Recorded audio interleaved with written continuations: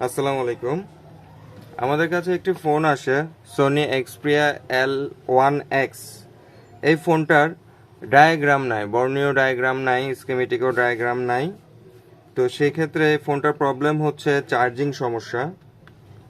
এটা আমি এই যে চার্জে লাগালাম, এখানে আমাদের গ্রিন লাইট আসছে, মানে চার্জার কানেক্ট হয়েছে। এখন সমস্যা হয়েছে, আমাদের যে মিস্ত্রি এর আগে কাজ করছিল, সেই মিস্ত্রি মূলত এখানে কিছু ভুল করে ফেলছে। এই যে চার্জের লোগোটা দেখে আবার চলে গেল।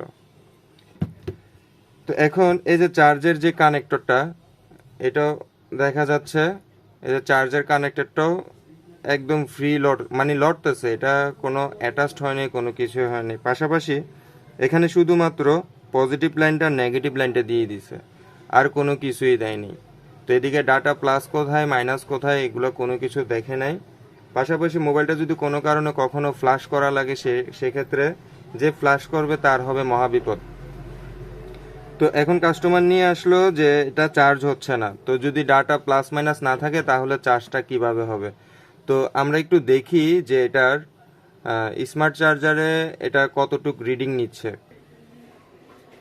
তো আমরা স্মার্ট চার্জারে দেখতে পাচ্ছি 0.6 একবার নিচ্ছে, একবার ছেড়ে দিচ্ছে।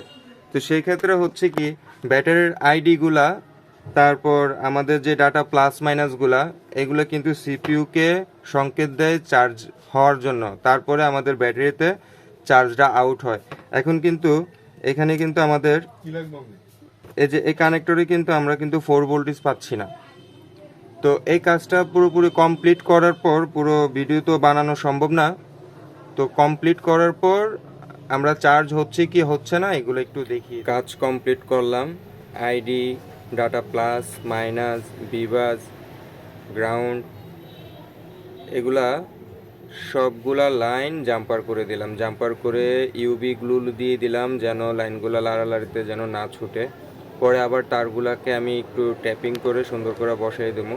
এখন আই চার্জার লাগিয়ে দেখব যে আই চার্জারের রিডিং কত আসে। আই চার্জারে মূলত বর্তমানের যে অ্যান্ড্রয়েড ফোনগুলা, এগুলা 1.5-এর উপরে নিলে মোটামুটি চার্জ হচ্ছে, এটা আমরা বুঝতে পারবো। আই চার্জারে 1.6 নিচ্ছে, তাহলে বুঝতে পারলাম চার্জিং কানেকশন ওকে আছে। সবাই ভালো থাকবেন, সুস্থ থাকবেন, আল্লাহ হাফেজ।